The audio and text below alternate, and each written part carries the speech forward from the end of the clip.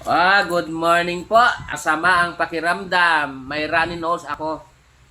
Ako nag-face mask dahil ako ay tiwalang-tiwala naman na malakas ang katawan natin. Pero may nagmagandang loob sa akin na gamitin ko daw itong Miracell Plus.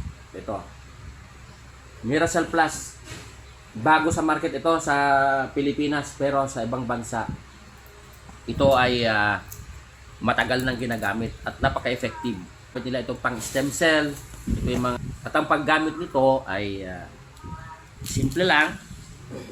Ilalagay sa ilalim ng dila at titingnan natin kung gaano ka-effective itong Miracell Plus. So unti-unti lang ito gagamitin ilalim ng dila para agad ma-absorb.